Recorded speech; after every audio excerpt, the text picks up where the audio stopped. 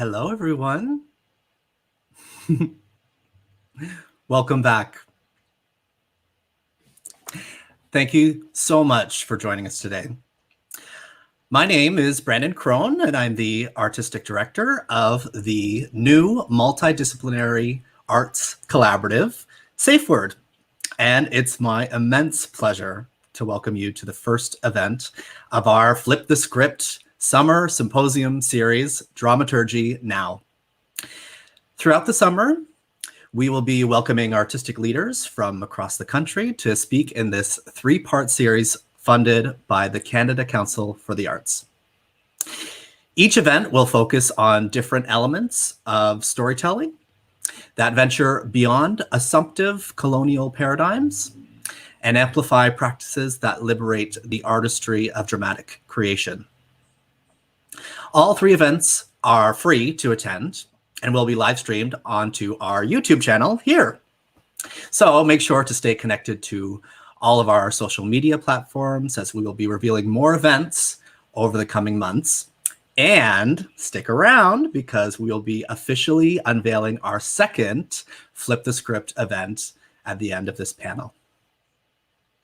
Now, for those of you listening in today, I am wearing a brown button-up shirt with a bunch of patterns of shapes, lines, dots, and leaves on it. I'm wearing a necklace with jade beads. I'm wearing these lovely earrings that have are gold and have faces on them.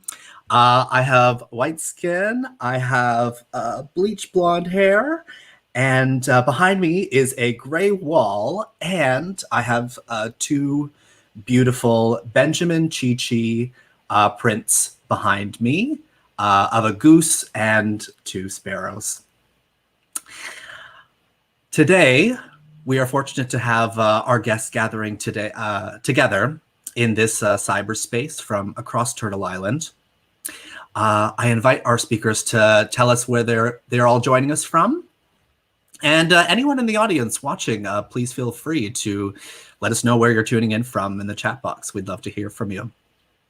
For my part, my feet are planted on a hardwood floor that is being supported by cement pavement. And underneath all of this manufactured rock, wood, sand, and gravel is the solid earth that supports us all. I'm joining you today from the ancestral lands and waterways of the Anishinaabe, Mississaugas of the Credit, Haudenosaunee Confederacy, Wendat, and all other nations, recorded and unrecorded, acknowledged and unacknowledged, known as Takaranto, where the trees meet the water, or the gathering place. Today, as we acknowledge the truth and whole histories of this land, we also need to acknowledge that there is a lot of pain and grief that comes along with that process. Right now, more than ever, we need to focus on centering the care, healing, medicine, and support for Indigenous communities across Turtle Island. So in lieu of paying a small admission price to attend an event like this today, we're encouraging everyone to take that money and donate it to the Indian Residential School Survivors Society at the link shown here. And we'll also have that link available in the description below. And there's also many other places where you can donate money to or show your support. And we currently have a list available on the About page of the SafeWord website. I'd like to extend my gratitude to the folks who are supporting our event today. Our digital producer, Nicole Eun-Ju Bell, who helped curate and produce this series and is currently working behind the scenes from our StreamYard control station. Hey, Nicole. And I'd like to thank our ASL interpreters today, Joanne, who you see here, and Danica C. Brown, who you'll see momentarily. And a big thank you to all of our guest speakers who will be sharing their knowledge with us momentarily. And we're going to start the event by giving each speaker the opportunity to speak on the topic of dramaturgy individually. And then we'll be moving on to the group discussion portion of the event. At which point we encourage our audience members to type in any questions they might have for our panel in the chat box, and we will answer them during this portion of the event. But before we do all that, I'd like to start with a question. What is dramaturgy? No, really, what is it? I've been reading this book, and I still don't know exactly what it is. Anybody? No? Well, as far as I can surmise, the practice of dramaturgy is purposefully nebulous and hard to define because it varies based on the specific needs and setting of any given creative project. Now, traditionally, the role of the dramaturge might be engaged as an editor, advisor, consultant, or curator of dramatic literary text. But the function of this role can be interpreted in a multitude of different ways and forms.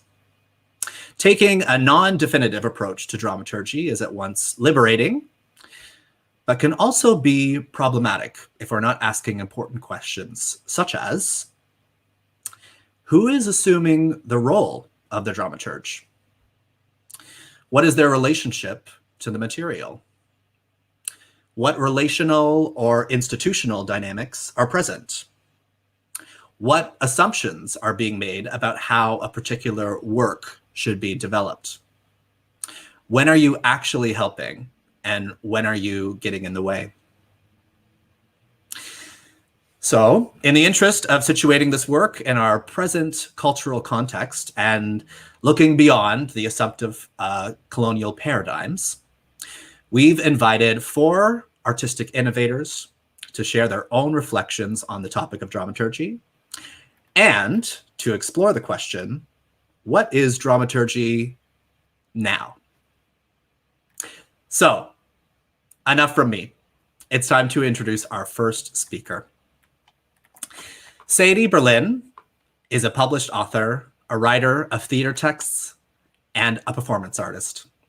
In previous incarnations, she has been a legal anthropologist and ethnographer, an offshore finance journalist, and a literary buyer for a bookshop chain in London, UK.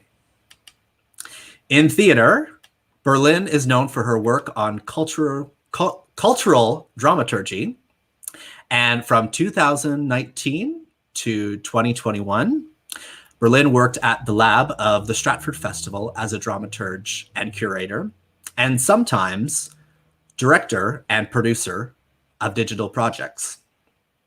Berlin is an educator, activist, and anti-racism consultant. Sadie has recently taken the role of artistic director of B Current. So please welcome Sadie Berlin. Good afternoon, everybody. I would like to begin by thanking Nicole and Brandon for asking me to join this series of talks, and also thank you, Joanne and Danica. I am not going to give a land acknowledgement. In this moment, honestly, I don't know what to say. I am grief-stricken, although I'm not Indigenous, and without being appropriative, children are children, and as a human being, I feel that those children, in a sense, were mine. They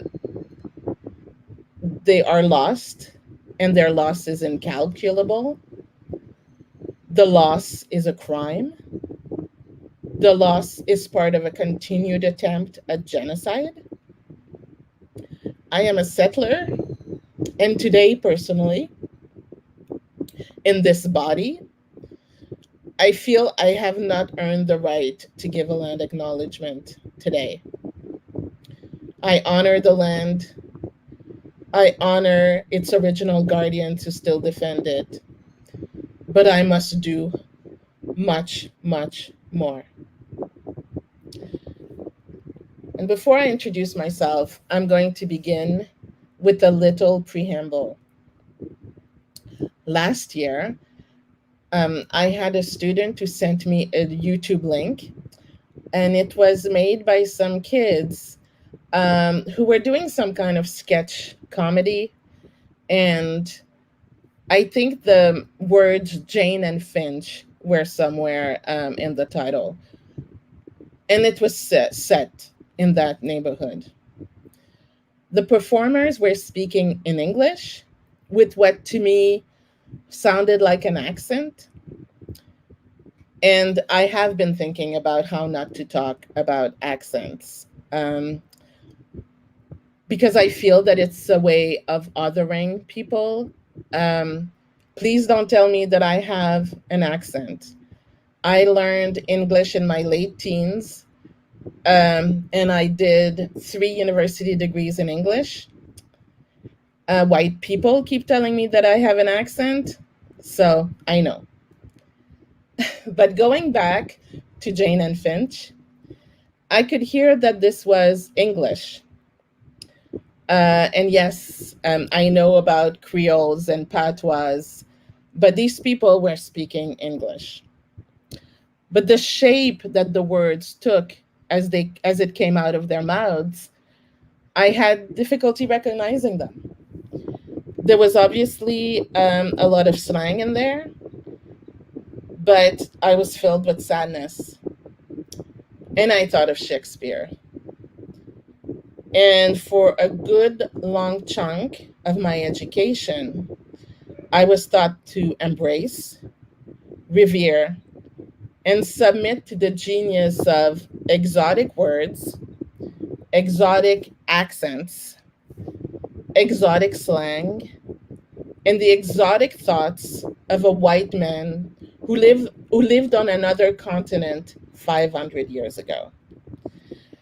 It might be 600 by now because they've been saying 500 years since I was born and I'm getting old. So, but after 22 years of education, I was never taught to understand Black people who live in my city, Black people who live in Canada right now, not 500 years ago. The fact that society has invested so much for me to learn Shakespeare since I was a child, that was a political decision. Why was I not taught more Indigenous history? I was born in Montreal. Why wasn't I taught an Anishinaabe language? Montreal is surrounded by people we used to refer to as Mohawks. Another political situation, that was another political decision on the part of the state, the public schools, public colleges, public universities I attended. Good afternoon. My name is Sadie Berlin, and what I do for a living is to take down statues. I'm an iconoclast. I killed sacred cows. As I'm saying this, it may sound like a really big wrecking ball, but I think it's time to lean into our own radicalism, if only for a minute. For those who cannot see me right now, I am a bodacious Black woman. I am not light-skinned or dark-skinned. I am somewhere in the middle, but you can visibly see that there's white skin in me. And you don't know, and I don't know whether my Black skin, whether the whiteness in my Black skin comes from rape or consent. I have blue and black hair set in pigtails. I am wearing a shirt with a Peter Pan neckline, and the rest of the body of the shirt is black and red tartan-like design. Behind me are shelves, theatrical masks, a mannequineko, a bong, and other things. I am here to talk about my practice in cultural dramaturgy. It's a practice that is very new, and this practice is evolving. And if you are watching this in the future, like 10 years from now, just before you have to report to District 1 as a tribute, please know that this practice will have evolved by the time you see this. And things that feel progressive to us now will end up feeling cringeworthy, I think, very soon. We are at a time in history where ideas and language are evolving very fast. 10 years ago, I was using the term transsexual instead of transgender. And when I think of that, I cringe. And so, the times we're living in now are exciting, but also a bit dangerous. The practice of cultural dramaturgy is very new to me and apparently very new to the world, even though it's important to acknowledge that practitioners have intuitively infused their practice with cultural dramaturgy. Earlier this year, York University approached me to develop this work, and we hope to spend the next few years furthering this practice, coming up with things for academics to ponder and for artists to practice. So what is cultural dramaturgy? Well, right now I'm defining it as a practice that is mindful and takes care, that was my accent there, and takes care of all the cultures in the content of a piece, the cultures of the creative team that interacts with the piece, the technical people, everybody in the rehearsal hall, everybody who interacts the piece. How do their cultures need to be attended to, or can be used in a generative manner to make the work better? So like all dramaturge, the cultural dramaturge is primarily a connector. I think it's fair to say that even the most traditional definition will represent the dramaturge as someone who is in connection with different different elements of a production or an institution. Here, the connection is between an almost infinite number of cultures, ethnic cultures, but also trans cultures, deaf cultures, for instance. So let me take the example of Jane and Finch and the possibility of transforming this work into a theatrical piece. For example, the kids who made the YouTube video want to make a theater piece. Consulting the creators at every turn is key. And before they would even come to our space, we would discuss specific cultural and spiritual needs and whether any kind of ceremonial practice would make them feel more at home in an institutional space. This is important for the artists coming to work with us, for any person who will come in and work with them at every level. And it would also be important to be mindful, for example, of the constitutional implications of bringing such practices into an institution. As an employer, I'm not allowed to compel anyone to engage in spiritual or religious practices. And so that's just an example.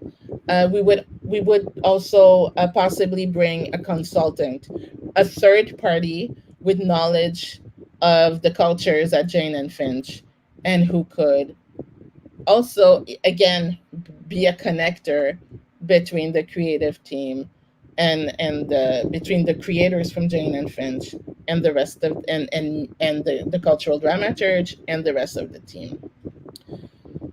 Now, Shakespeare is welcome in every theater, everywhere, but my experience with bringing marginalized groups into institutions is they come with trepidation, anxiety, and fear, and that is entirely justified. So, if we take our example again of the creators from Jane and Finch, um, this is an industry that has been passively and actively alienated them by neglecting them, marginalizing them, sometimes mocking them. So it is my job to make sure that the environment allows them to be well as human beings and to thrive artistically. That the room and resources they will engage with is prepared for this specific cultural engagement. We find a way to work together. We make a room agreement to decide how we're going to work together. How do we make sure that we are okay along the way? We do check-ins at the top of every day. And the cultural dramaturge would keep its finger on the pulse of every part of the production. Um, I think it's taboo right now to speak about white resentment, and and I think that it's something that is important to acknowledge, because I do feel that we're having this moment, and the backlash begins almost as soon as liberation is mentioned. But it's also very important to find that when you're in a good place and the tectonic plates start to shift, there is fear of loss. Now, I found Charlottesville. Remember that protest 2016, 2017? I found it very useful because of the slogan, "You will not replace us." I found that slogan extraordinary because I found it so true. I think that people who have privilege are living in fear right now. And even people I know who are not very racist are very anxious right now about their future in the arts. The landscape is changing and they will have to change with it. Nobody who has a castle wants to give up the castle. And so one of the things that the cultural dramaturge does is to listen and to ease this process. And this process basically continues all the way through workshops, rehearsals, production. And as I said at the beginning, it's a growing practice. I have a lot more to say on the topic, but I think that I will leave it here for now, and look forward to listen to my colleagues, and looking forward to your questions. Thank you.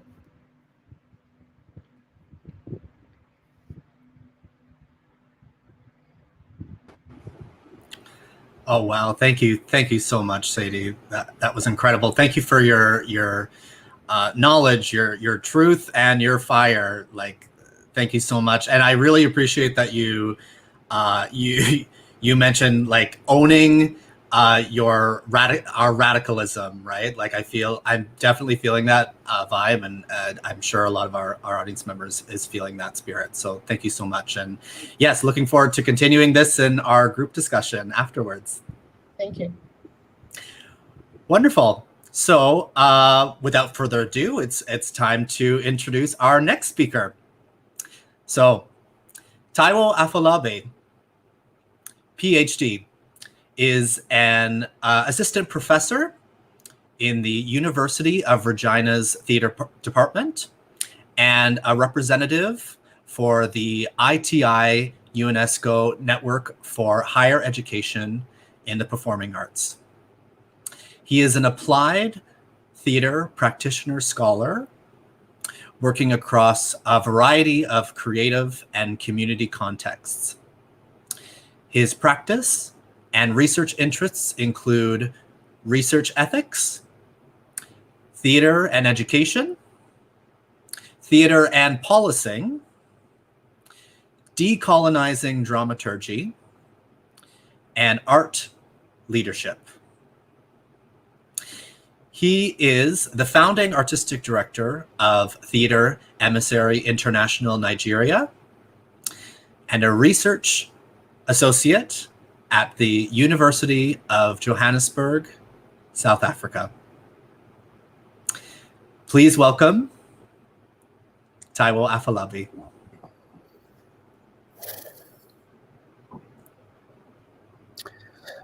Thank you. Thank you, Brendan. Thanks to Joanne and Danica Brown, and thanks to Nicole for that quick call. That was life-saving. Thank you. I would like to really start my short presentation today, really acknowledging the timelessness within the time that we're living in right now, and how everything is happening very fast. And as a way to start that, I would like to just do a quick poem rendition that has been boiling and kind of capturing my thoughts about some of these discoveries. And as a person that originally, as a migrant and as an immigrant rather, coming from Nigeria, the realities of coming from that world and being in a place called Canada. So you would permit me to just do that quick poem as my own way into this conversation today. Our world is wounded, ruptured, fractured, captured in chains and waste. Our earth is barren, tortured, vulture, no nurture, ripped and stripped naked. It is a vacuum of salt, bone, thorn, burnt, broken into pieces. It is green without green, lemonade, grenade, brigade, in yards and yard. We are scared, voiceless, powerless, homeless, yet with dead conscience. The world is on the brim of collapse, bordered wall, careless words, hateful gains, bleeding hearts, lifeless soul. Hearts are sore, souls tormented, neglected, bodies torn feeble and unable. Seems we're miles away from clear conscience as money becomes the Lord and we are its serfs, and our saviors put us to work as they save no one but their pockets. It is a rat race, a recycling pattern that never ends, goes for millennium, turned later to sustainable. Have we lost the vision to humanize our existence? Why break a bone yet call for a fix? Why kill yet gather for burial? Why snuff the light in search of a candle? But I see a glimpse of light shining through the crack. It is rising at the end of the tunnel, for the beautiful ones are born. We only need to preserve their beauty. Each one, tell one, we will walk, we will eat together. We need neither walls nor swords. We will not bow to the masters or pay rent to the lords. Still, we are freeborn regardless of our color. Let's stand up for glory. Let's stand up now. Thanks to Sadie for such an amazing beginning, because you've sort of done some of my work for me in terms of my own presentation. So I'm just going to come at this conversation where I am coming from. I'd like to just give a quick description of myself. I'm wearing glasses. I'm not black. I'm brown. Originally from Nigeria. I'm wearing a white shirt, but with pattern of blue and some red flower on it. Behind me is a window that you can see into greens and the space and the beautiful space of, sky of the prairies. And of course, on my left, you can see a screen and a board where I put, stickers and things like that. I am on a low cut, so my hair is really really barely, there is no hair because I had to do some cutting some days ago. I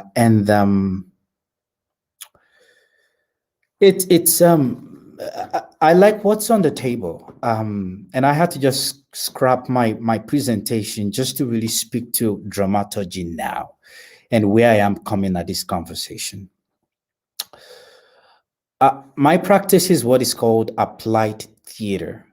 And that means that taking theater to community, taking theater to the people, for the people, with the people.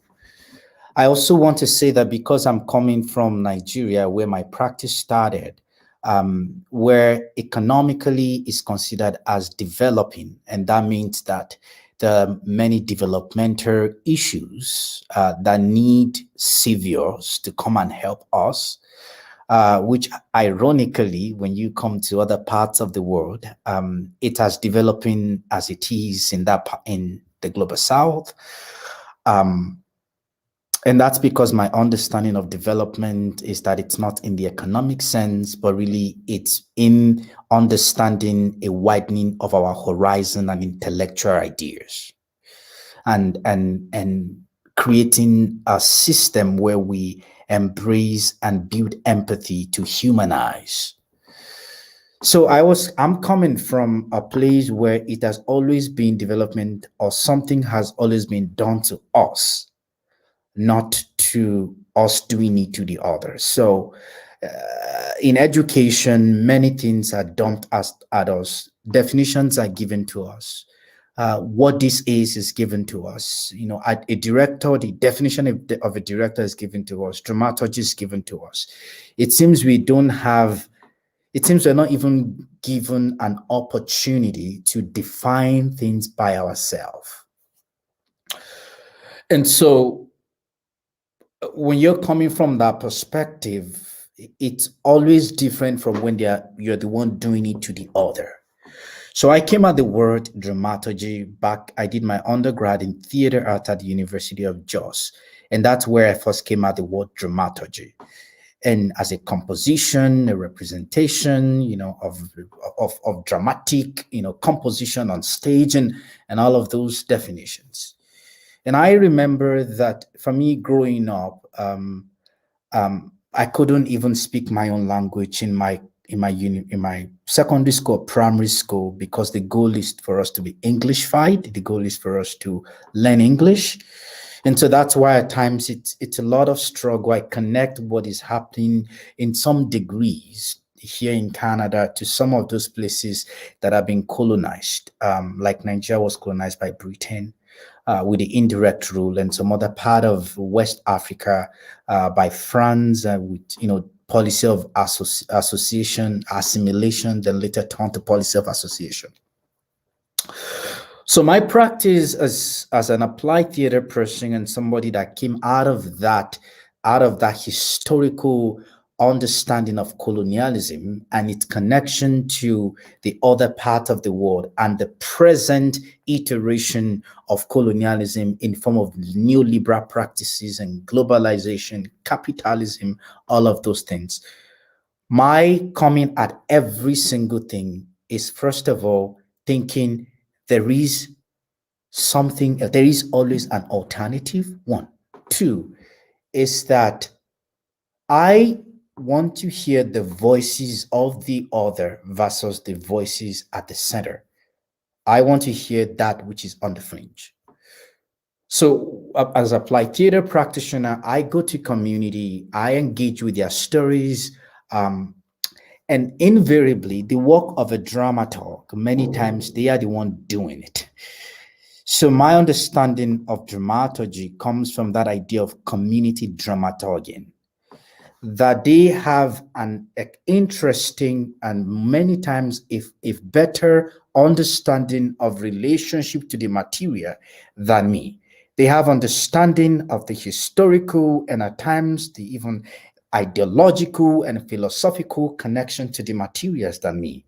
And many times also from an ethical standpoint, they own the resources, they own the material. So even though I step into that community, whether in as a dramatic intervention or creating a project on whatever social issue it might be that results into a performance, I still depend on them to give me that understanding. Now, when it comes, even the times when it comes to the creative adaptation of those stories and those materials on stage, I still depend on them. And that's because at times, and many times, I don't want to do a dance, for example, or interpret a dance in a way that is not meant to. There are some materials that are specifically for different specific occasions. So their understanding and connection to the material itself is totally different from my own connection to the material. So my understanding and my coming at dramaturgy is really rethinking and understanding that whatever the work that I'm doing as the director or facilitator in community, all right, it's moving beyond the idea of professional theater, moving into the aspect of working with community. And to borrow, a very beautiful term that Sadie was talking about, cultural dramaturgy, is that for me, I'm thinking beyond all the aesthetics, but really going into the content itself. And many times it ends up becoming a community process of dramaturgy. And I'll give you a very quick example. I just finished a project it's 2 years ago now with refugees and immigrants in Victoria. And I worked with a lot of community members. A lot of the stories that they shared, of course, as the facilitator and, the person in charge of the project and, the director and all of those things, the kind of my own practice is that it can be very, non-hierarchical in many ways. Of course, we still have to define who says what and all of that. But I remember I had this particular person on the team and was sharing an experience of being a refugee from another country. And we picked this material. He shared his story, and we started. And as I was in the process of trying to walk through things and try to give it the form that it's gonna be, the creative content, put all of that juice in it and all that, the guy just stopped me and the guy stopped me, and then he shared an experience with me that literally changed the entire composition of that presentation on stage. And then later on, we would have another person that was on the team that their father came, their parents were refugees to Canada over 20 years ago from a country in Europe. And we would have him, gladly and willingly give us some of his own experience to shape what we're doing. So my point here is this, is that my understanding of dramaturgy, the decolonizing of dramaturgy, because I'm coming from where it's always the definition and the idea imposed on us, is that ultimately it's about the community that I work with giving, because of their relationship to the material, because of their mindfulness and the ethics of their own understanding, that they end up participating in that role even more than me. I'll give my last example before I pass on the baton. I'm creating a project right now around decolonizing dramaturgy. And I was talking to another, a dance dramaturg some couple of weeks ago. And we were talking about the idea of dramaturging from the context of Africa. And we were saying even many times, because of the way it's oral, our theater practice, its economic, implications and all of that, it's the many companies and many theater companies don't even have the luxury of hiring a dramaturg. One. Two is that because of the orality of our own system, the idea of even dramaturging itself in many ways are part of the process of telling the story, of listening to the story, of researching and trying to dig into archive. Archive in this context is not the physical idea of archive, but emotional, but the non-material understanding of archive that many times abides and resides in people's memories. So the whole process of editing, of consulting with elders or knowledge keepers, all of those things, they are invested in that process. And so then we have really in many ways find ourselves in a mess of talking about dramaturgy, even in the context of Africa. And so to wrap it up, these are really my ideas in terms of where I'm coming at, where I'm coming to connect that to where I am today. And perhaps you observe, like Sadie, I did not do land acknowledgement, not because I feel like I should not know, but I feel that in moments like this, I want to challenge things. And I want to start rethinking even some of those things that are handed over to me or that I find when I got here in Canada as an immigrant, and start asking. Of course, I ask myself, obviously, questions about privilege, about power, about history and things like that. But I also want to question the existing questions. I want to question the existing practice. I'm situated on territory 4 and 6 because that's where University of Regina is. But I'm asking myself, what's the implication of those realities? Who are those that have been silenced, that have not been?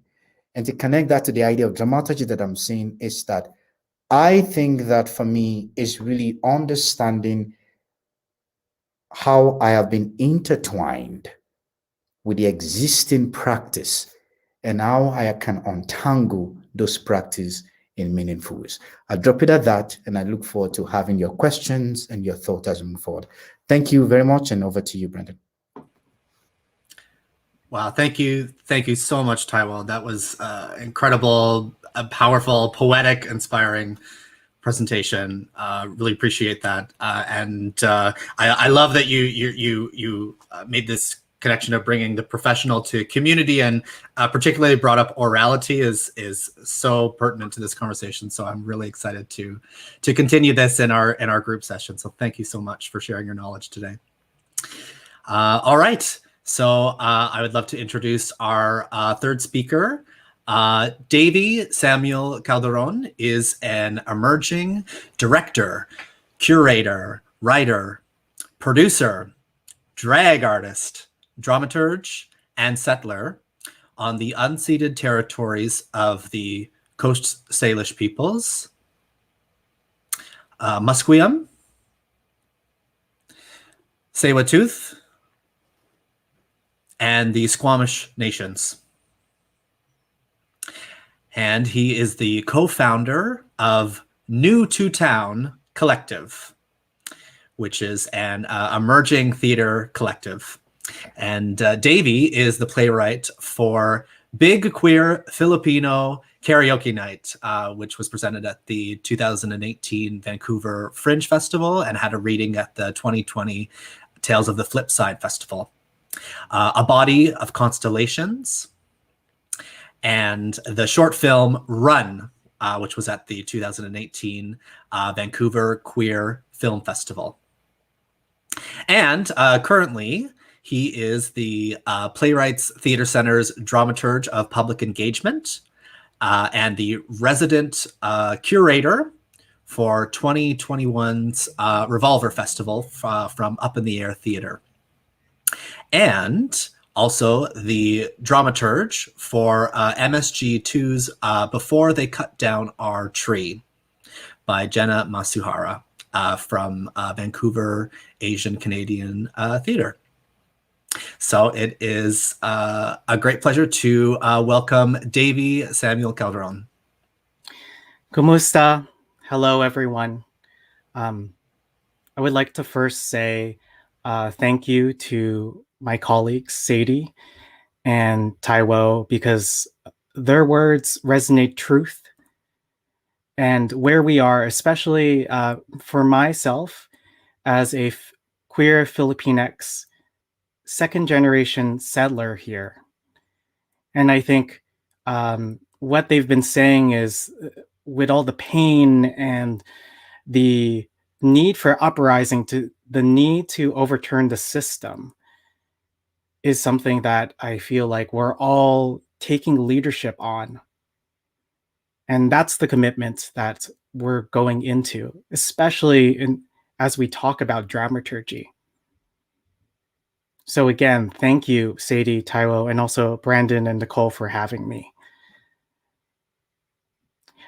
So I go by he, him pronouns, and I identify as a brown Filipino queer man with brown eyes, a short haircut, and my shirt is black with flowers as the print on it. So this is the thing, right? To talk about dramaturgy and the dramaturgy of the now, and what does that mean? And what I think one of the things that I was tempted to go into was to define dramaturgy. But I feel like if you work in the theater process, you inherently are a dramaturg yourself. You're someone who is collaborating on helping tell the story and helping figure out the narrative. And who does that impact and who does that connect to in terms of community? And so the only way I could think about it is to talk about where I'm coming from. I'm actually a self-taught dramaturg. I originally went to Simon Fraser University for theater performance. I was into the Jerzy Grotowski physical embodied theater type of practice and devised theater, all those institutional type of words. And I also got further training. I actually was an intern first with Playwrights Theater Center and had some great training from Heidi Taylor, Kathleen Flaherty, and Mia Amir. I owe them much to that type of training into the definition of the traditional professional concept of dramaturgy. But I think now where we're all at is that we're seeing that, especially in our theater sector, that there needs to be a shift. There's the importance of the values of decolonization, inclusivity, access, and representation. And, you know, these are, again, institutional buzzwords. And how do you handle those things? Needing to shift the process to be part of that. And the only way I could think of how to kind of share with you where I'm coming from as a dramaturg is to share with you where I'm coming from the now as a dramaturg, just like my colleagues Taiwo and Sadie and Lindsay after me will go into. I think we all come from very similar practices that we truly really are centered around who the work is made for, who are we serving in terms of the people telling the stories and where they're coming from, and allowing for that. So like any dramaturg, I'm going to ask 3 questions that's related to what I'm interested right now. And one of the questions is, how does queerness, because I identify as queer, teaches you to embrace failure? My other question is, where does my learning of Filipino history and its narrative of colonization helps create community and kababayan, which is the word for countrymen, or in what I'm trying to adapt it to is the word of collaborator. And finally, why platforms like TikTok or Instagram or YouTube teaches theater about space. These are the 3 main questions I have for now, right now, about my dramaturgical process. So the first one, how does queerness teach you to embrace failure? There's this really great book by Jack Halberstam. Their dead name is Judith Halberstam. And the book was The Queer Art of Failure. And I credit that to one of the things that allowed me to consider, how does my queer identity create my understanding of my dramaturgical practice? And so I think Nicole will put in the chat a link if you're interested in the book. But essentially what the book is about is this idea that we live currently in the society of binary systems, the institutional, very systemic way of looking at especially folks that are considered winners or losers. And, also there's the process of hegemony, right? Like the ideological structure in which a dominant group overall has a concept. And sometimes that can shift with revolutions or political changes. That's what the hope is right now. But it's that system, that binary system, that continues to marginalize folks, continues to forget our humanity. And it's always this idea of the concept, especially for losers or failures, that has the extreme negative connotation behind it. And I think queers are the masters of failure. I mean, Frida Kahlo thought that her art was nothing to compare to Diego Rivera. You even have Oscar Wilde's picture of Dorian Gray was considered a failure by the Victorian society.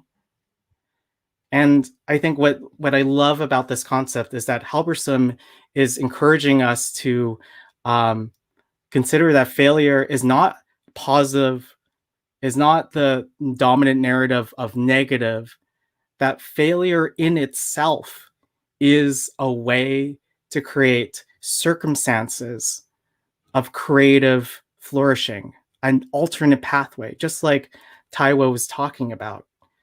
And here's a quote from him.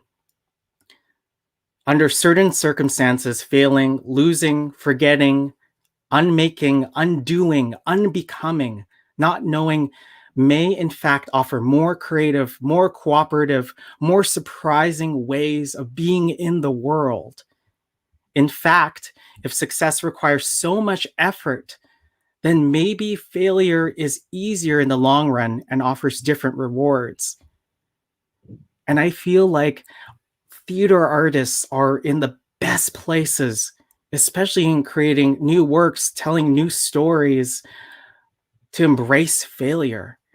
And it's only through my perspective as a queer person that I have, in a way, an inherent in with that process. And that's something I share with my collaborators when I work with them or work on drafts of plays, is the idea that institutionally, systemically, we've been taught that failure is a dead end.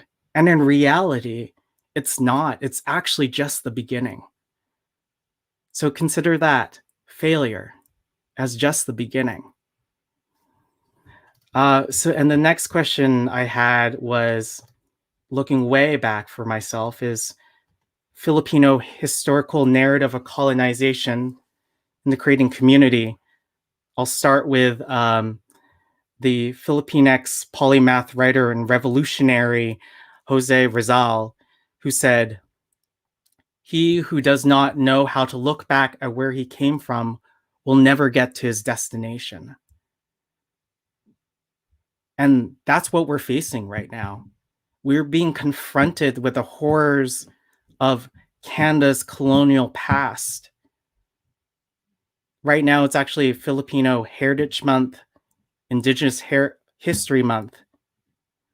And one of the things that, in order to embody this idea of decolonizing process, because I think that's very important for us right now, is that I have to look at my own history.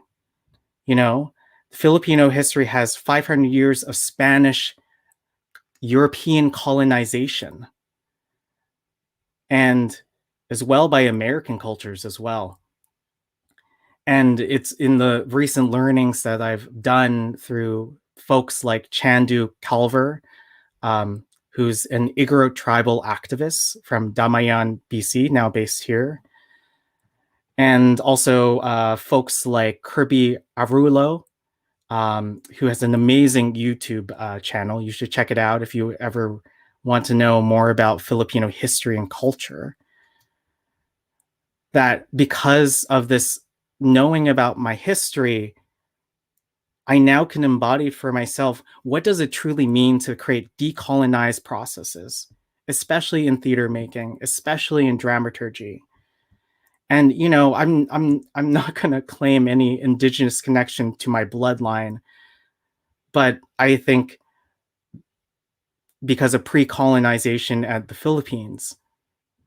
But what I could say is that by learning the history, by learning about the trauma, it's also uncovering about what was before. And what was before is old, amazing knowledge. Just like Sadie was talking about cultural dramaturgy, I'm learning about the process of invoking ancestors, the process of evoking the spirit of kabayan, like I was telling you about, which is Tagalog for fellow countryman. But really, I'm sharing it as a tool with my collaborators, the idea that kabayan means the coming together of community to create the story, to create the narrative that creates respect and connection between all of us. And also it's allowing me to learn that by learning about those things also allows me to understand the values and protocols and process in which my collaborators are coming from, their values, especially from Black Lives Matter, the values of Indigenous sovereignty, the fight for anti-racism and anti-ableist processes and thoughts and ideas. And some folks that are doing great work in that is like Ad Hoc Assembly, and all about the different processes of not just telling the story and doing the art, but also, you know, I feel like dramaturgs, we also have our hands in other things, you know, not only writing grants for our artists, but advocating for them, advocating for their stories. And I just want to end with this section about why looking back allows me to understand the process of the current dramaturgy of my now, is a quote from Louis Riel, Métis Hero, which is, he refers to that his people will sleep for 100 years, but when they awake, it will be the artists who give them their spirit back. And that's my role as a dramaturg, to make sure that I support the artists from the communities they're coming from, the cultures they're coming from. And then once I help, you know, bolster them up to get out of their way, that's also a process of dramaturgy. And finally, the question of platforms like TikTok or Instagram or YouTube teaching theater about space. I really love the fact that, in a way, the pandemic has created this catalyst for folks, especially from folks coming from communities and cultures that have been oppressed for so long, are being given a platform in order to express themselves. And theater is no exception. And, and also they're already creating the theatrical space themselves, and allowing for an extreme amount of access. If you're a fan of TikTok, a lot of users use closed captioning as part of their text to help those that are deaf or hard of hearing. Video conferencing has allowed for access for those that identify as disabled, deaf, or hard of hearing, neurotypical, and many other needs in which the digital space allows for. And then it's also allowing us to know that the physical spaces that we usually make theater have extreme barriers. And again, this is another undoing of realizing because of what's happening right now. And it's allowing for such creative expressions. VR realities become a place for trans queer people to perform as avatars. We have folks like Derek Chan, who created a video game online called Yellow Objects to allow people to understand the uprisings and the need for democracy in Hong Kong right now. Indigenous knowledge is being shared and advocacy on Facebook stories. And don't get me wrong, the digital space is not a utopia. Good God, if you read Gia Tolentino's Trick Mirror, you'll know exactly what the internet could do in terms of our social dynamic and perspective. But what I am saying is that it's allowing for an additional tool for dramaturgs and people to try to dismantle as much barriers as possible. And I think that's one of the biggest things we as dramaturgs do. We're great articulators and great communicators to our collaborators to create a space that drives creative, artistic, and social political change.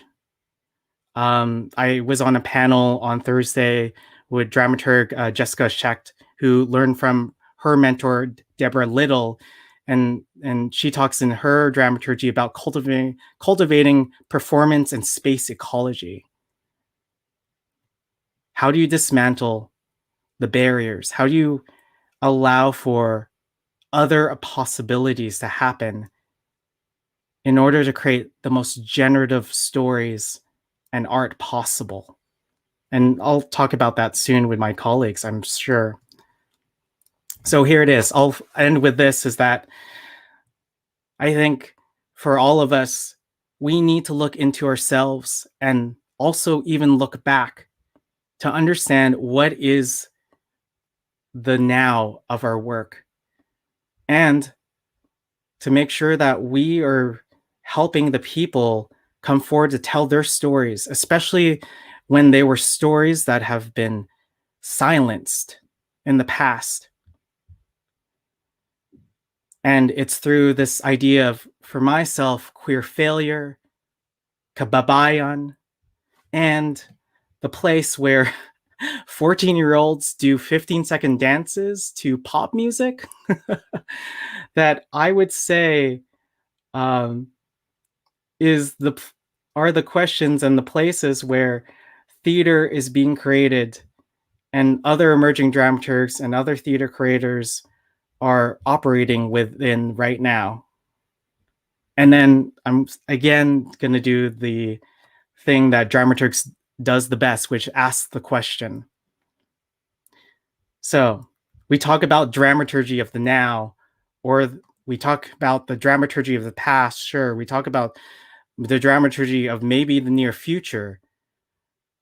But I think what I'm most interested in is, what is the dramaturgy of the self in relation to the other?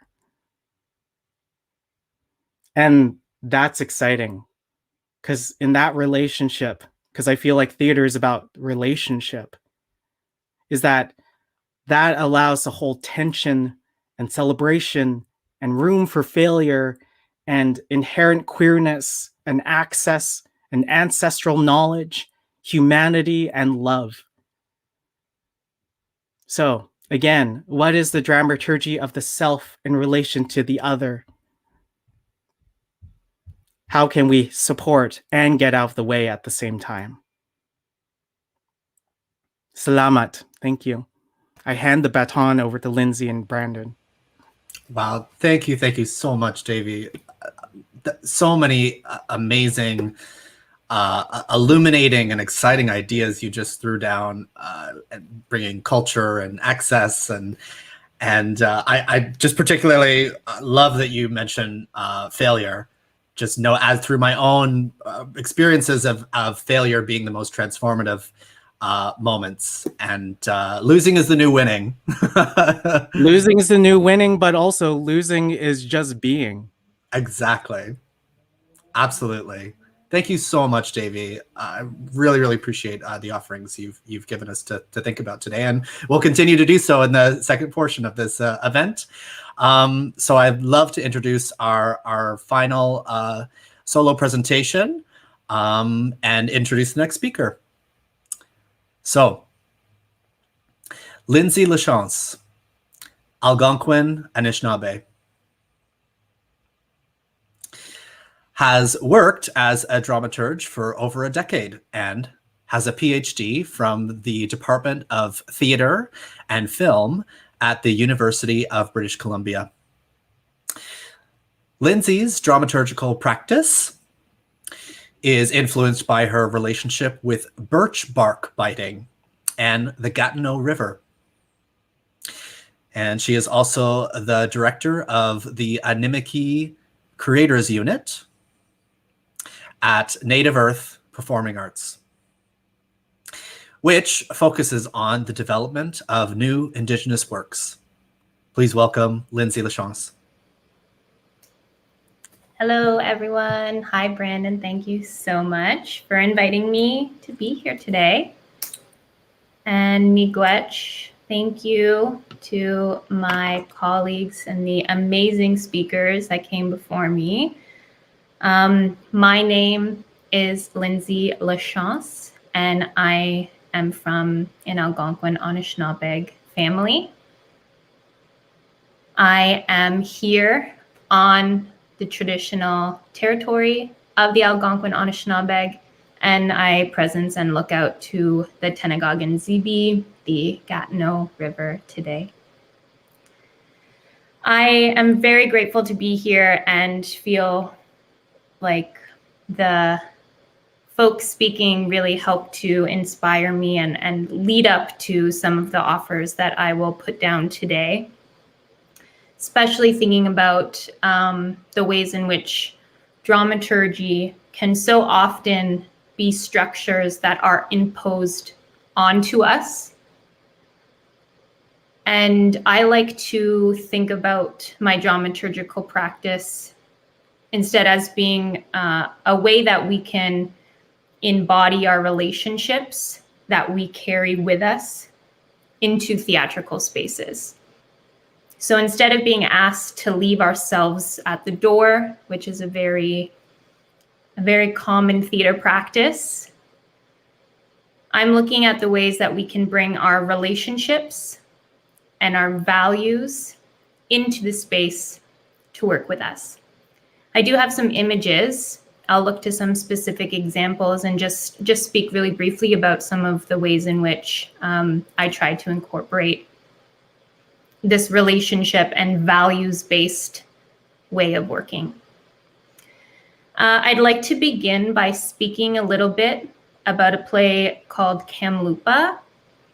Kamloopa by Kim Sunclip Harvey is actually the GG winner this year, the winner of the Governor General's Award for Drama. I had the pleasure of working on Kamloopa as the dramaturg, and so I will be just giving a couple examples of how we were able to work in a values-based dramaturgical process. As you'll see in the next slide, there's some images here that are from the rehearsal studio. And when thinking about this project with Kim, I think I came on to work on Kamloopa at the very beginning stages of this piece.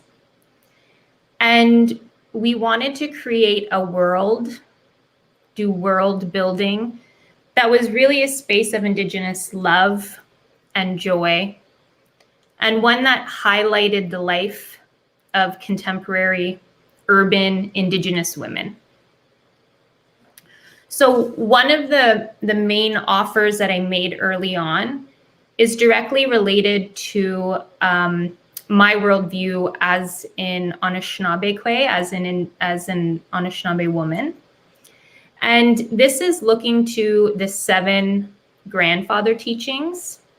Those are 7 values in which Anishinaabe are told, if you embody these values, if you live out these 7 values, then you are living the good life. And so I thought, if these were the offers, if these were the teachings that were presented to me in my everyday life, why shouldn't I bring those teachings into my artistic life, into my ability to world build as a dramaturg? So we used the 7 teachings: love, honesty, truth, humility, wisdom, respect, and courage as the dramaturgical framework.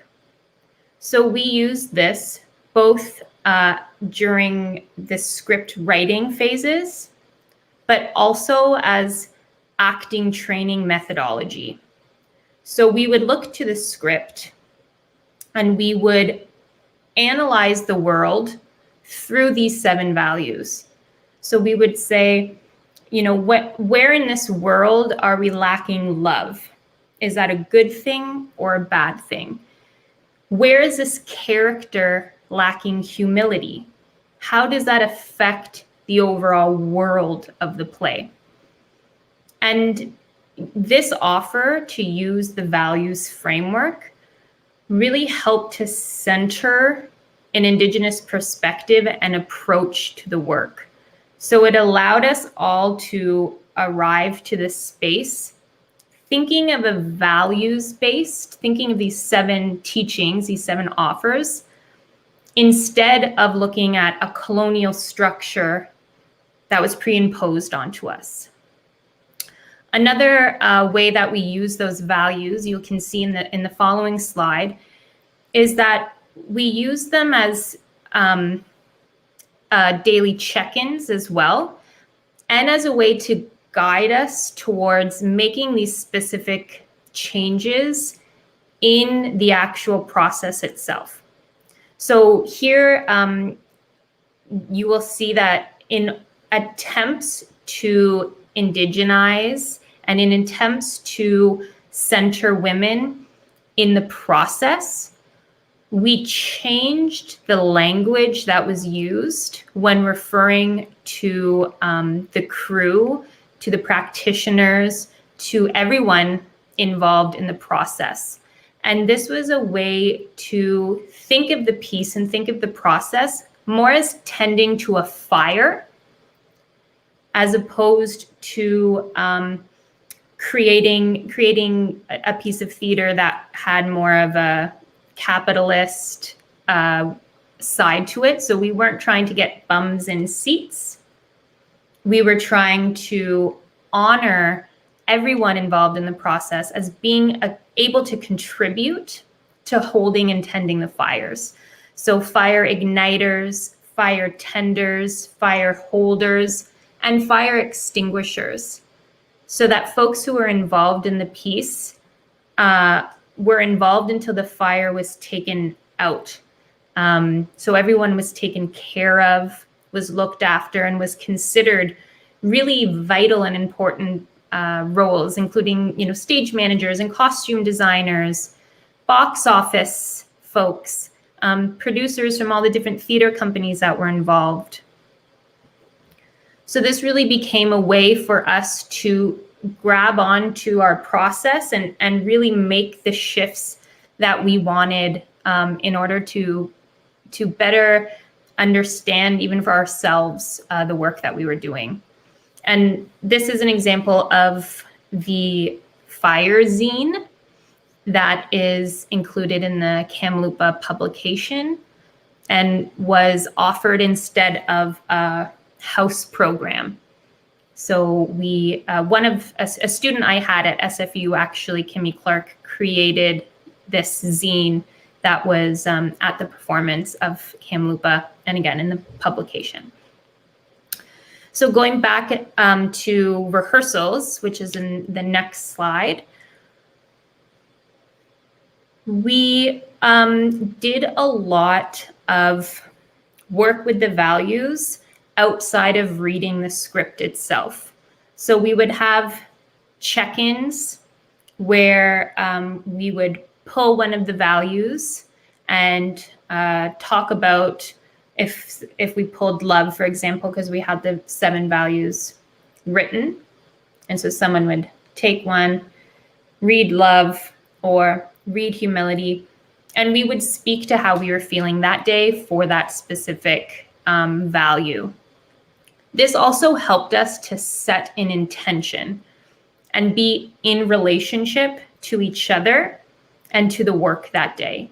So it really allowed us to check in a way that carried us through for that entire day, to be able to focus on something and to always come back to that, to check in on each other, or again, to do some of this acting training work that was focused on that intention. It allowed us to all be connected and in relationship in a way that we all sort of had access to. We also did a lot of walks along the river. We did a lot of harvesting. We worked with powwow dancers. We, as Taiwo was talking about, worked with community members in order to try and better create a world where Indigenous women specifically could see themselves in the piece that we were creating.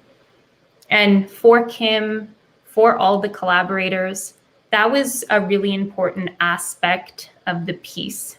Self-recognition, to be able to see ourselves in spaces, in roles that we could not always have seen ourselves in.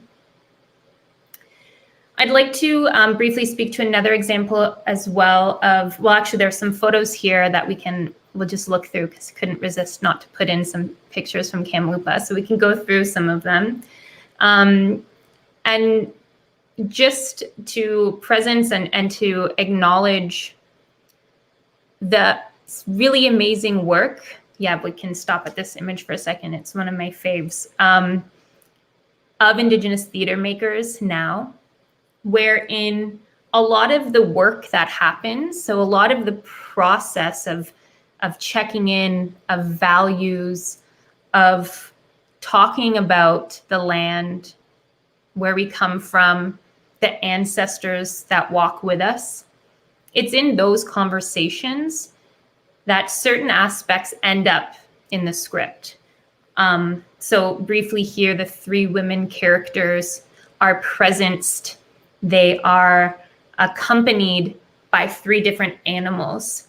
And so this duality of real time and ancestral time is a very common aspect of Indigenous theater. And it's the dramaturgy, it's the process that helps to create those moments, because many Indigenous artists right now are tapping into relational and values-based ways of working that create spaces where the Indigenous creators and collaborators can call onto their homelands, can call onto their ancestral connections, their animal kin, the waterways, the sky world, and can presence and activate these relationships in the space while we work. And this, I really think, helps to further create and write the pieces that we're seeing now. And we'll just go to the next slide, please. Thank you so much. I'd like to talk a little bit now about my process of birch bark biting as dramaturgy. And I'm definitely not an expert birch bark biter, but I am someone who harvests my own materials and practices the art form. So therefore, I do feel comfortable to share a little bit about that today. I would like to acknowledge Mari Brakupe, my kin, my friend, who was the one who has introduced birch bark biting to me, and I presence her while leading us through this now. So one thing briefly that I'll share about birch bark biting is that I have been taught that the springtime is an ideal time to harvest your bark. And as you can see in this image, it is when the tree starts to unravel itself. The tree is offering its bark up for animals to make homes, or for folks to make birch baskets or birch bark bitings, for example. And once you have your piece of bark, you then begin to peel away at these layers until you have a very thin piece of bark.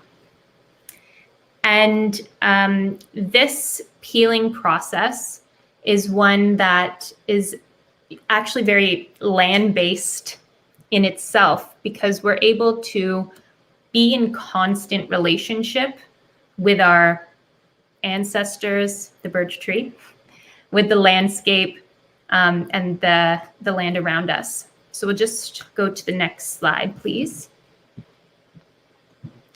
So major aspect of the peeling is that we need it thin enough so that when we go to bite in the birch bark, we don't hurt ourselves. And so as you might think about making a snowflake, when you fold papers and you cut out shapes to make a snowflake, you have something similar with birch bark biting. You fold the corner upwards and you fold the other corner upwards. You take the piece of bark in your mouth and you bite. You don't always know what you're going to get when you're biting, but you do carry an intention with you. And this idea of not really knowing what you're going to get, but starting out with an intention and hoping for the best, definitely sounds like a theater practice to me. And so, again, similarly to thinking about the 7 Anishinaabe teachings, I wondered if there was a way to adapt this practice of birch bark biting into a dramaturgical framework.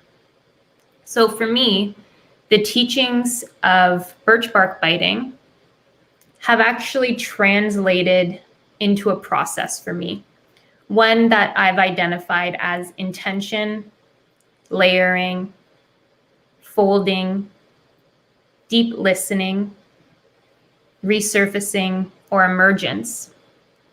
And as you'll see in this second photo beside the one where I'm biting the bark, this is an example of what came out after biting. And something I've noticed when working with collaborators, I believe the next photo is one with some folks. Yes, such an amazing, amazing experience. Is that I've had the opportunity to do birch bark biting with collaborators, as you can see in this image. And one of the things that really stands out to me is that when I ask folks to do birch bark biting, and then we open them up, I ask people, what do they see? And some folks say they see a heart, or some folks say they see a circle, an infinity symbol, a sun, a tree. And this becomes the starting point for dramaturgical process for the project that we're engaging in. So in saying you see a heart or you see a tree or lightness, we're able to look at that biting and use that as the catalyst to start asking questions. It becomes the scaffolding for the story that we're working on.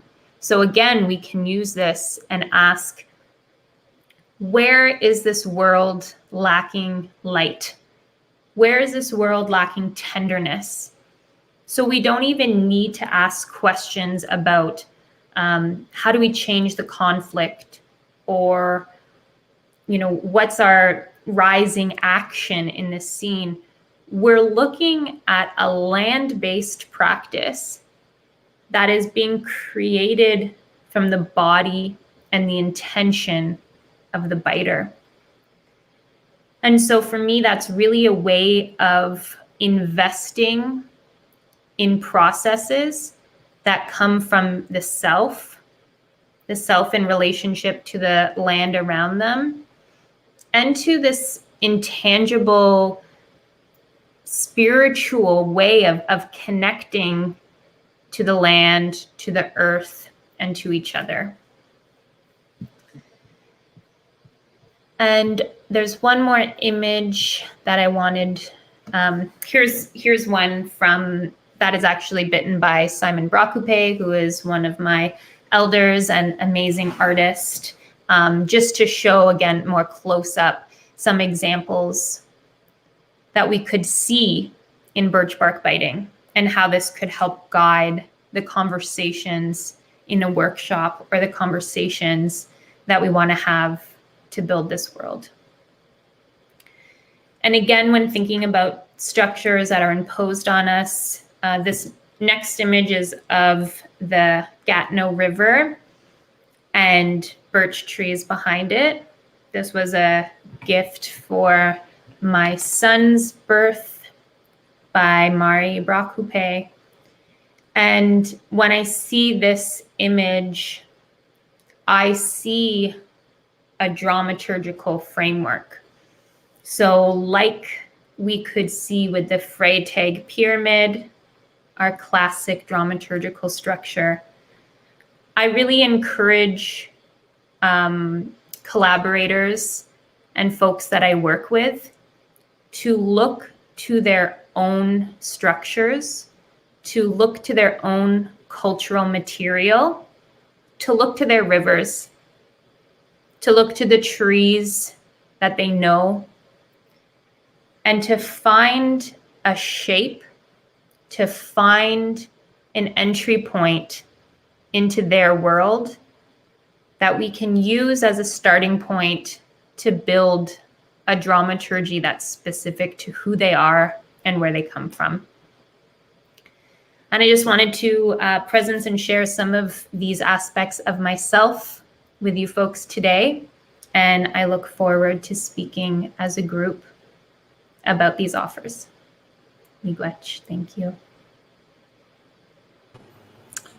Wow, Lindsay, thank you so much for offering those beautiful, beautiful insights to your practice, your values, the teachings, and just changing the language and carving your own spaces is so inspiring. And I love hearing about this fire zine, and I mean, birch bark biting sounds amazing, incredible. Thank you so much for sharing this with us. It's so appreciated. Okay, so at this point, what we're going to do is, I think we're going to have a bit of a Brady Bunch moment, perhaps, and bring everybody together. And at this point, I'm going to be paying attention to the comments. If anybody in the audience would like to ask a question to our panel, please put it in the chat box, and hopefully we can get to it. I know earlier somebody commented that they would love this to be an all-day thing, and I feel like we could be talking about this for a whole day, and I would love to do that. Unfortunately, I know some of our guest speakers can't stay too long after the 2-hour mark, so I am being a bit mindful of time.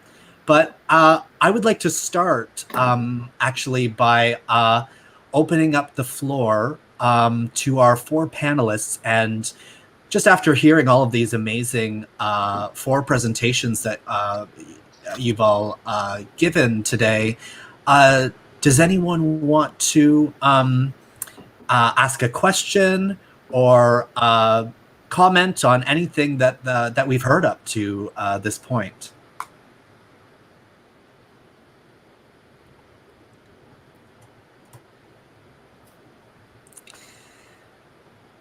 Anyone? Oh, it looks like a lot of our screens are buffering. Oh, just to say, I want to thank you for your galaxy brains. Thank you, Elizabeth. I mean, if feel free to jump in at any point, folks. But if no one wants to jump in, I don't mind sort of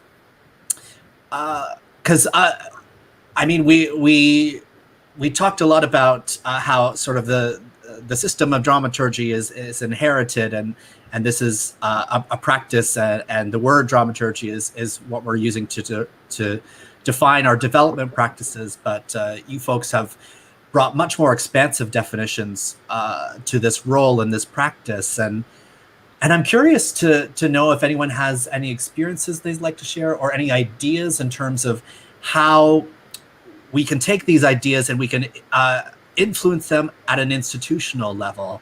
I just saw a call for an associate artistic director, which included this, the duties and responsibilities of being sort of this institutional dramaturge, right, who is in charge of doing all this. And I'm curious if anyone has any thoughts about how we can take these ideas and actually bring them in, and perhaps to disrupt, right, this on an institutional level, or to have better parameters around this role, or ways that someone like me, who's an organizer, can bring this type of work into our practices and plan for it, and create those spaces for the types of work that you folks have articulated today.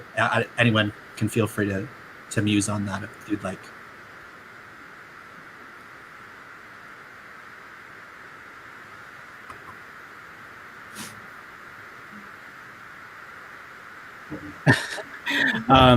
I have the terrible impulse always to go first, so apologies to someone who wanted to go. I promise I won't take up too much space. My position at Playwrights Theater Center is pretty new, but it is I have the privilege to be sharing a leadership model with the other folks that run the company right now. And I think one of the things acknowledging that is that I'm in the position where there is a necessity to share values from all of the dramaturgs that are working in that company. One of the tools that I learned from them, because I started with them as an intern, actually Lindsay was our dramaturg for one of our residencies way back when I was an intern, so it's a pleasure working with Lindsay then. But this idea of they have this idea of a collaborator's worksheet, and basically it's a series of questions that all collaborators that answer together in order to respect each other's concepts of time, concepts of cultural knowledge, concepts of access, and concepts of boundaries. And through the communication together, doing that allows for folks to, get it out into the space together. And if there is negotiating needed for all those things, then it's possible because we've actually communicated together. In Tagalog, there's this concept that came from the farmers' workers' rights movement in the Philippines in the mid 20th century of isang baksak, which means if we fall together. But really, it means if we do not communicate together and share our values and respect each other, then we won't be able to move forward. And so I think if we're going to disrupt the systems, especially the idea of hierarchy in institutions, we need to propose ways of more of a lateral collaboration. And I think that is something that we're all leading on in our own different ways, and we need to trust in that knowledge.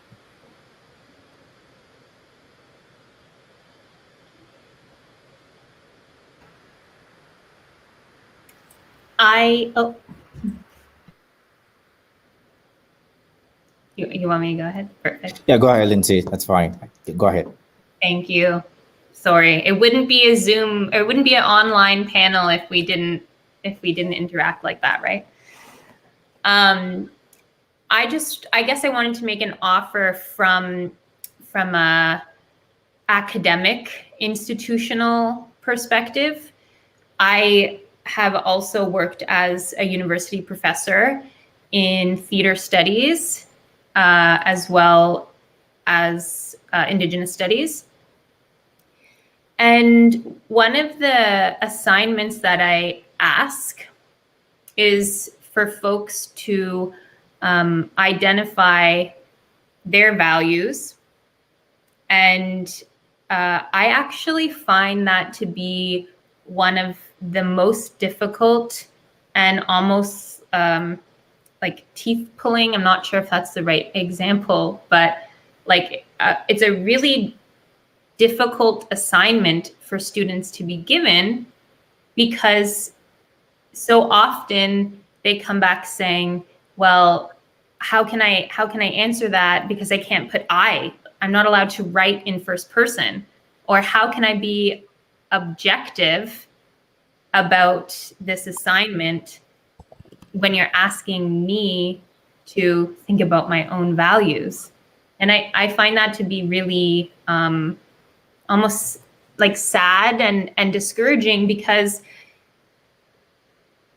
these third year students, these upper year students, oftentimes are so disconnected their head from their body and don't know how to approach understanding who they are in relationship to the work that we're doing. And so trying to be in relationship with these folks and asking them, what values do you bring into this classroom? Where do they come from? Who are you accountable to? How do they influence your work? I find those questions tend to be received, again, in a way that makes people feel awkward as opposed to excited and happy. And it makes me sad. And I continue to do these sorts of assignments, just again to try to off-center any kind of a super objective way of learning that we will have together. in this semester. Thanks, Lindsay and Davey. I wanted to just to put some offerings on the table. As someone who has had that privilege to work in over a dozen countries across 4 continents, and really taking on different positions and and all of that, I feel that part of and Davey did speak to this. The part of what it means to be a dramaturg is to ask questions. Asking questions. I think that from an institutional standpoint, I think we need to ask questions. I know that critical pedagogy and all of that will teach us. Obviously, you have to problem posing and be critical and all of that. But I think it's not just asking questions alone, but we need to start asking provocative questions, right questions, because that has a way to help us reflect. First, the person asking that question, and the second thing is those that were posing those questions to. And how does that really speak to institution? Is that I think some of the institutions that we have, and of course we might need to define the parameter of what we mean by institutions. In academia, for example, for example, we need to ensure that the act of asking right questions or better questions, as at Morgan and Julia Sexton said in their book, the act of asking better question. I think we need to provoke that. So, for example, in my own class, when my students come in, the first question I ask them is, what would you have us learn? What do you want to learn? Because I realized that many times the curriculum that we build and things like that, we have some set of questions that guide us to build them. But when we ask those students to ask their own question, we'll be shocked that whatever we built for them or we've designed, because of their questions or that kind of, it will take us in it might take us in a different trajectory in terms of their own curiosity. So that's one offering. The second thing also is really to understand our own role where we are. I think that part of what it means to be a dramaturg, in my own context, working in community, facilitating and co-creating with the other, is understanding my own role, my own positionality.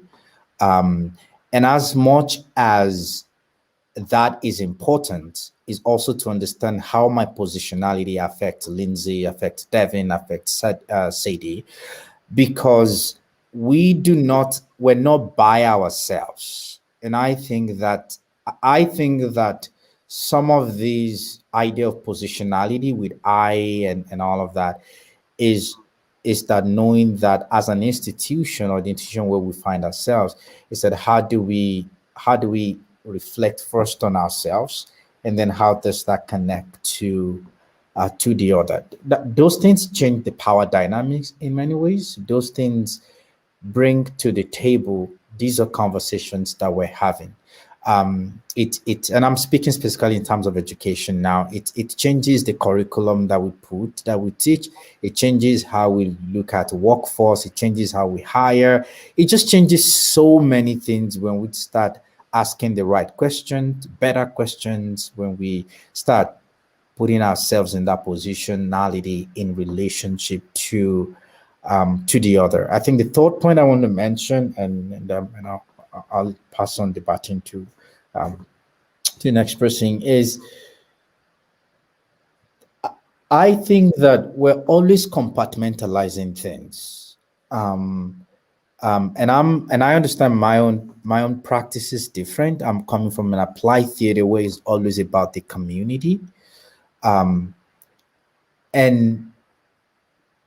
the challenge that I find in Canada, for example, and some other part of Europe and US and all that, and all of these theories that we have, is that we have a way of individualizing struggles that we don't see others or ourselves in the struggle or the others. So I was at a panel yesterday and I was saying, for example, Nigeria was colonized by Britain with indirect rule. If you go to The same part of the continent in West Africa, we go to Burkina Faso, Cote d'Ivoire, Benin Republic, those places. I've worked in those places.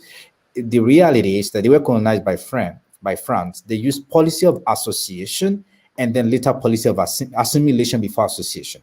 And then I was talking earlier on about English, not speaking Yoruba in secondary in school. And then I come to Canada and I realized that in some ways, in some degrees, there are some similarities.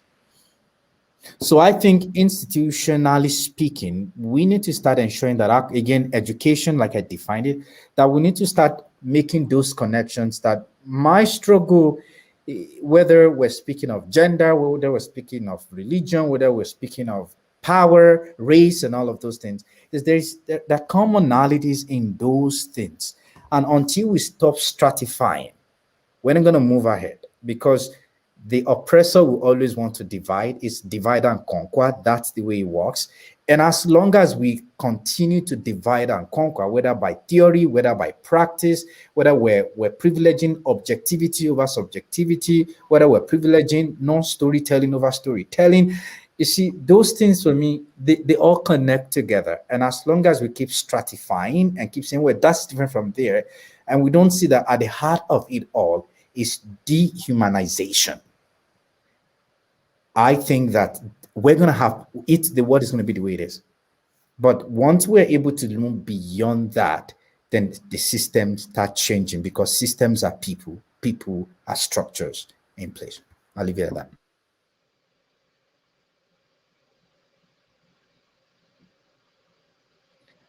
that.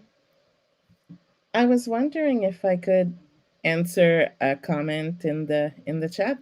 Yes, James says, Sadie, can I ask you to expand on what is meant by saying you will not replace us? I am really unsettled by the invocation of a white supremacist rallying cry, and I'm sure I must be missing something. I'm sorry, I thought it was pretty clear that I brought it up because as I said, I find it useful because it's true. You know, a bunch of people came onto this continent, tried to wipe out everybody who had been there, who had been taking care of the land for thousands of years, then decided to bring people in chains to help them build it up. And, you know, after complete domination, they are afraid of being replaced. And that is important to know, because that is I cannot ignore whiteness when I do my work. I have to, and part of my responsibility is to make sure that everybody feels safe. And that includes the white bodies in the room. And sometimes I have to protect, non-white artists from white supremacy in the room. So I was definitely, I hope nobody thinks that I was heralding what was said at Charlottesville. And I also just wanted to quickly address what Scott said, because he mentioned decolonization. And I want to make an offer because Eve Tuck, who is an Indigenous academic, wrote this very, I think, important academic essay called Decolonization is Not a Metaphor. And after reading that article, I decided to shift my terminology from decolonization to anti-colonialism, because the essay makes a very good point that decolonization should only be used to signal the transfer of land. Hence the title, Decolonization is Not a Metaphor. And I know Scott, so thank you for your question. In terms of, Scott is asking about how, as a mature theater practitioner, how we can deconstruct and decolonize his way of working. And I would think, you know, that when you enter, when you start to work on a production, that you know, for example, if you get a part in a Wole Soyinka play, it might be interesting to read about about Yoruba culture, Yoruba spirituality, read about the Biafra wars, and in the room, do what you need to take care of yourself. But as a member of the dominant culture, one of the things I do, and that has worked well for me, is to be as much of a pushover as possible. Because I think that that's the best way, as much as you can give to everybody else in the room, I think is a great way. Generosity will be appreciated. And also, I think it is also a great way for first of all, this puts you in a situation of observing, which is again very useful. And it also leaves space for others who have not been given space before. So I'll leave it at that for now. Thank you, Sadie. I just want to jump on that point about being the pushover in the room. In clowning practice, there's the Joey and the Goose, and the Goose is usually the one that is always the, oh, okay, yeah, you do your thing, okay, you can do your thing.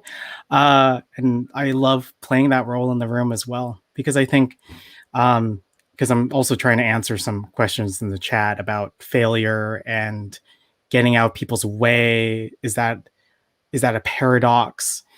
And I think that's all coming from this idea we're all talking about of an anti-colonial lens. I love that, then decolonization, but the anti-colonial lens as someone in the room helping create theater, creating art, is to propose things and then kind of receding away to see in the offers. I love, we're all using the language offer, right? And that's the thing. It's like you offer some ideas, you step back, allow for the folks to do their work, to tell their stories that way.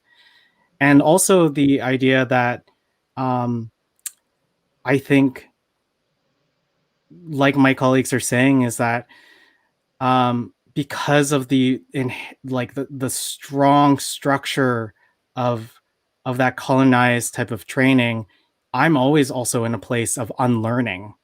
Like unlearning all the things, my family coming here, making sure I assimilate it correctly, which means I don't have a sense of my language or my sense of my heritage and history. That sometimes I always still catch myself, even with these new tools, of looking back and integrating into my process I catch myself going into the tools that I've been taught. Of, oh yes, like the hero's journey. Oh, you need to consider this is what creates good theater. And I think it's in that failure to catch myself that's the greatest learning, and to communicate that with the collaborators. And I think especially collaborators who feel in such a pressure to perform, because unfortunately that's the structure we're putting artists in. They're getting funding through grants, so they have to be successful in those grants to get the money. When you get the money, you need to create something that's considered rigorous or excellent. And that's even worse for folks that have been marginalized for so long as well, because they feel like they have to work even harder to do that. And one of the things that to consider for myself as a collaborator in those rooms is to use the leverage, the privileges that I have to be like, to here's some conditions, let's work within it. And if we fail in it, yes, there might be some consequences, but let's take the courage to try to try it out, because the risk of that is going to generate something else. And that's my responsibility as someone who has those privileges, to be able to be the one to step back, catch when people fall, so that the process can keep going.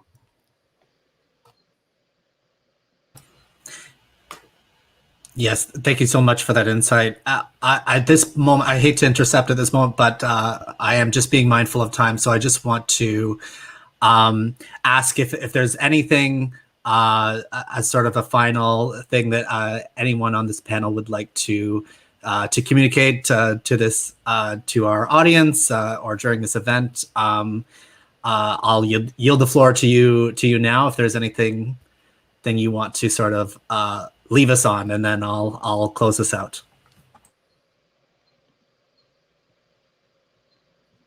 I will. Ngugi wa Thiong'o is a scholar from East Africa. He wrote a book titled "Decolonizing the Mind," and I think the content, the question around decolonization and all those terms and all those jargons, we're not going to have a common ground because I think we're looking at it from different lens. But something that he talked about, two things which I will leave. One is the role of language, the role that language play, and this I'm connecting that back to the earlier question around what can we do in terms of systems and institutions. The role that language play in whether assimilation or in making us in our identity and things like that. I think that's really critical as we think about the processes and the practice of dramaturgy, and whatever that looks like for us. So again, I'm still thinking that idea of the dramaturgy of now. Second thing I'd like to leave us with is the idea of the paradox. In my culture, I'm Yoruba from Nigeria, in the southwest of Nigeria. And there is, back in those days, we're told that there's someone that called like in between when two people want to marry themselves. It's not like now that I just see someone, I talk to them. There's always the go in between. And so the go in between will be the one that, go to the family and all of that. And we are told that once that process is done, the go in between steps away. I think that for me, I'm not saying that example is 100% perfect, obviously.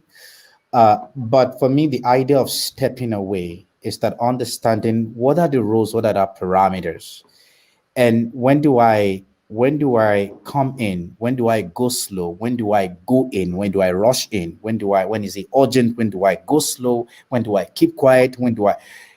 Those are things that we need to constantly navigate. And that's what I love about paradox and complexities and contradictions, because this life, that's what it is.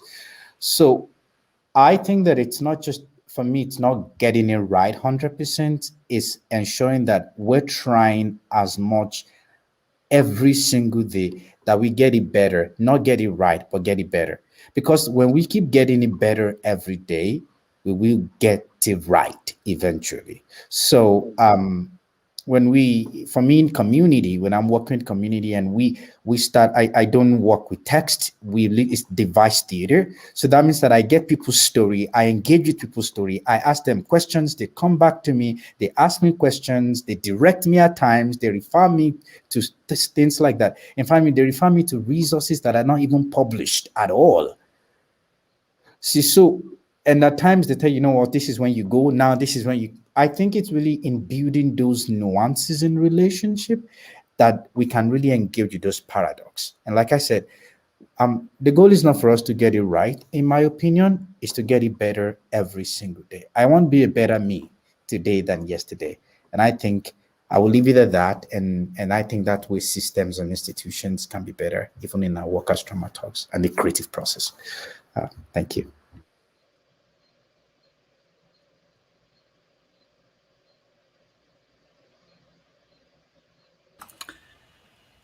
Great. Anyone else want to add to that?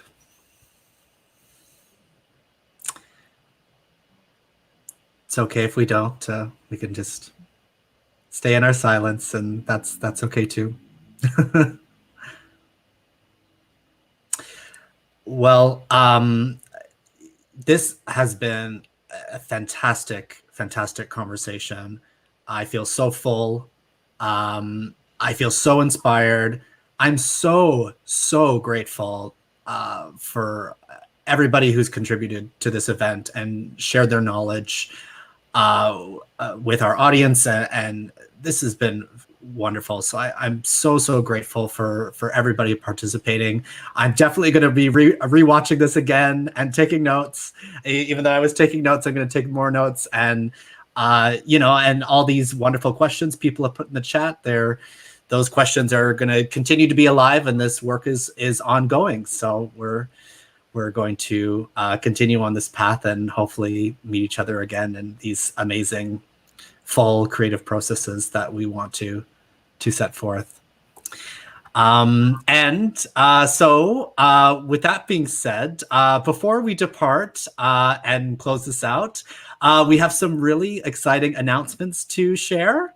And so I'm going to go through some of those. So first, we want to do a really big shout out for this amazing upcoming seminar course we're hosting, facilitated by consultant and registered psychotherapist Ronnie Ali, called Head, Heart, Gut, the Foundations of Trauma-Informed Practice. This is a perfect place to apply the knowledge that we've been talking about and we've been learning here into your practice. This is a one-of-a-kind course, and it will teach you foundational principles about the philosophy and practice of anti-oppression and trauma-informed care, something we all need to learn how to do right now. This course is perfect for anyone working in or leading collaborative spaces such as dramaturgs, arts workers, creatives, facilitators, influencers, leaders, managers, administrators, community organizers, members of a team, or really anyone who is just trying to navigate trauma and oppression in social settings. So please check it out. It's happening on July 14th and the 21st, and you can learn more about it at our website, safeword.ca/head-heart-gut. And if that didn't sell you, we have an incredible pop-up event that is premiering tomorrow, just in time for Pride Weekend. And we're calling it our Pride Sunday Special. And it's an event where Ronnie and I are going to kiki about Pride Month, trauma-informed care, and we're going to talk about what people can expect to learn from our Head, Heart, Gut seminar course. So you really don't want to miss this. The video is amazing. Ronnie drops some major truth bombs and knowledge during this fun half-hour conversation.